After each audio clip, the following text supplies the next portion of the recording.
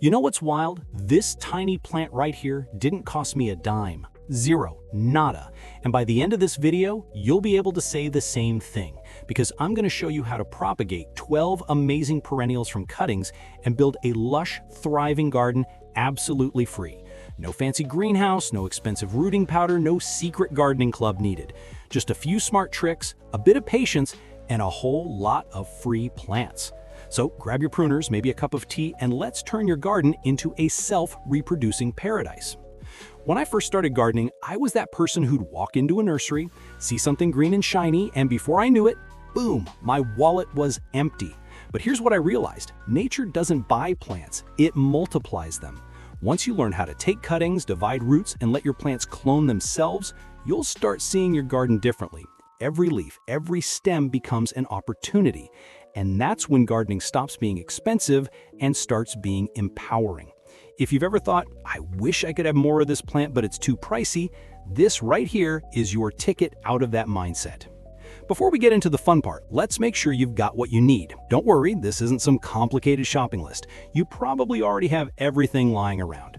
You'll need a clean, sharp pair of pruning shears or scissors, a few small pots or recycled containers, yogurt cups, takeout bowls, anything that drains well. A bit of loose soil or potting mix, preferably something sandy or compost-rich, some water, and patience.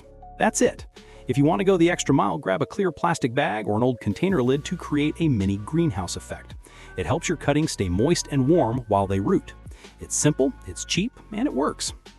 All right, now let's get into the stars of the show, the 12 perennials you can grow for free. These are tried and true plants that don't need special care. Once you get the hang of propagation, you'll realize you can fill your garden without spending a single cent. Let's start with lavender. If you want something fragrant, forgiving, and beautiful, lavender's your best friend. Take a soft green stem, not the woody part, about 4 inches long. Snip just below a node, that's where the leaves meet the stem. Strip off the lower leaves, stick it in sandy soil, and keep it slightly damp. Within 2 or 3 weeks, tiny white roots will start to show. Every time you prune your lavender, you're basically creating new baby plants. Free lavender forever. If you're not careful, you'll end up with so much lavender you won't know what to do with it, but honestly, that's not a bad problem to have. Next is rosemary. If your kitchen already smells like it, why not grow it yourself? Take a 5-inch cutting, remove the lower leaves, and pop it into a jar of water. Place it on a bright windowsill, but avoid direct, harsh sunlight. Within 10 days or so, roots will peek out like magic. When they're about 1 inch long, plant them in soil. You'll thank yourself every time you step outside and snip a fresh sprig for your cooking. Nothing beats that feeling of adding homegrown flavor to your meals. Now, sage. Sage is tough. It's the nothing can kill me plant of herbs. Take a 3 to 4 inch cutting just below a node and push it in moist soil. No rooting powder, no greenhouse, just soil and patience. Sage roots easily, and here's a pro tip. Plant a few cuttings together in one small pot at first. Once they take off, separate and replant. You'll have more sage than you can use, perfect for teas, cooking, or even homemade smudge sticks if that's your style. And then there's mint. Mint, the overachiever of the garden world. Cut one stem, plant it in moist soil, and it'll spread like it owns the place. Seriously, one stem can turn into a mint empire in no time. If you want to keep it under control, grow it in a pot. Otherwise, it'll sneak into every corner of your garden. And maybe your neighbors too. But hey, free plants are free plants, and your lemonade will never be the same again. Next up, echinacea, also known as coneflower. This one's not just pretty, it's medicinal. Take a young, non-flowering stem, dip it in water, and plant it in well-draining soil. It might take 3 or 4 weeks to root, but it's worth the wait. Echinacea attracts pollinators, adds color, and strengthens your garden's ecosystem. Plus, every fall when it dies back, you can divide the roots and multiply your plants all over again. So, technically, this one gives you 2 free propagation options, cuttings and root division. Now, sedum. If there was ever a plant made for lazy gardeners, it's this. Sedum practically roots itself. Just snap off a piece, lay it on top of the soil, and walk away. Come back in a week, and boom, roots. It's perfect for borders, rock gardens, or anywhere you want low-maintenance greenery. It's one of those plants that proves gardening doesn't have to be complicated to be rewarding. Next is hosta. This one's a shade-loving classic. Hostas grow from clumps, so the easiest way to propagate them is to dig up part of an existing one and divide it. Each section that has roots and a few leaves can be replanted, and just like that, you've got more hostas. I call this the plant that keeps on giving. Every few years, you can repeat the process and fill your whole yard with lush, leafy hostas, all for free. They're elegant, reliable, and make your garden look like you hired a professional landscaper. Then there's yarrow. If you want something beautiful, tough, and drought-proof, yarrow is your plant. Take a 4-inch cutting before it flowers and plant it in sandy or loamy soil. Keep it moist but never soggy. Yarrow is pest-resistant, hardy, and once it's established, it spreads quickly. You can divide it in spring or fall for endless new plants. It's one of those species that quietly takes care of itself. Now let's talk about thyme. Tiny leaves, big flavor. Take a 3-inch soft green stem, stick it in loose, damp soil, and cover it lightly with plastic to create humidity. It's slow to start, but once it roots, thyme is unstoppable. Before long, thyme will be crawling through your garden beds and into your kitchen. And the best part, you can start with just one tiny cutting from an existing plant. Daylilies are another easy win. You've seen them on the roadside, bright, cheerful, and nearly impossible to kill. They multiply underground through tubers, so if you dig up a clump and separate it, you can get a bunch of new plants instantly. Replant them, water them in, and you're done. One clump can turn into 10. This is what free gardening looks like. You're just helping nature do what it's already trying to do: spread beauty. Then there's bee balm. Bee balm is a pollinator magnet. Take a few healthy stems, cut just below a node, and plant them in moist soil. Keep them shaded for a week or two until roots form. Before long, you'll have bees, butterflies, and hummingbirds all over your garden. Give bee balm space to breathe. It likes elbow room. Once it's happy, it'll spread underground through runners, giving you even more free plants.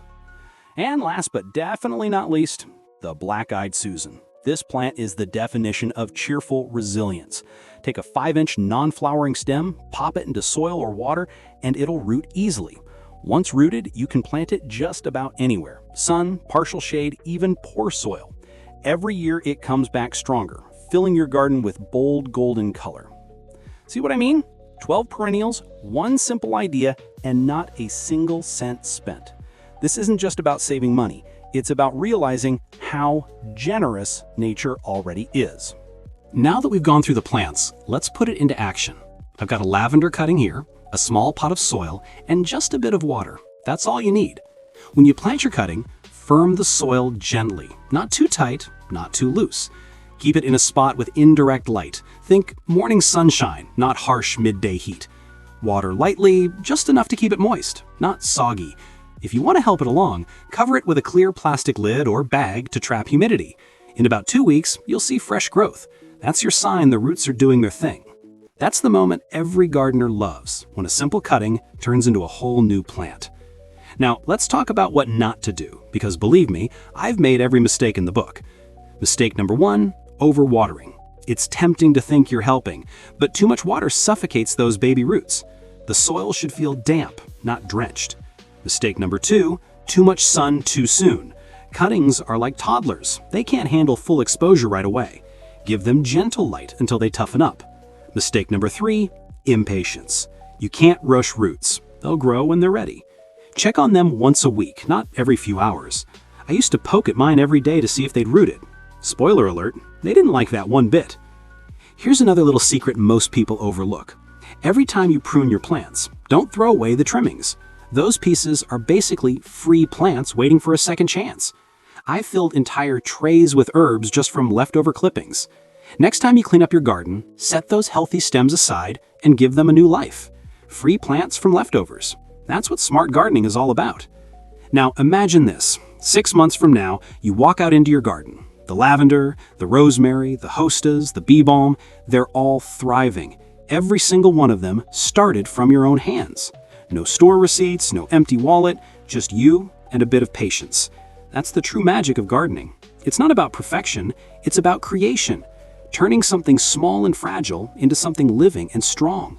Watching life multiply under your care. That's the kind of satisfaction no amount of money can buy. So now it's your turn. Which one of these 12 perennials are you going to try first? Drop the name in the comments. I love hearing what everyone's growing. If this video gave you even one new idea, do me a favor and hit that like button. It really helps more people discover these simple, budget-friendly gardening tips. And if you love saving money while watching your garden thrive, go ahead and subscribe to the channel. Here at Urban Eden Garden, we don't just grow plants, we grow freedom. We grow peace of mind. We grow smart.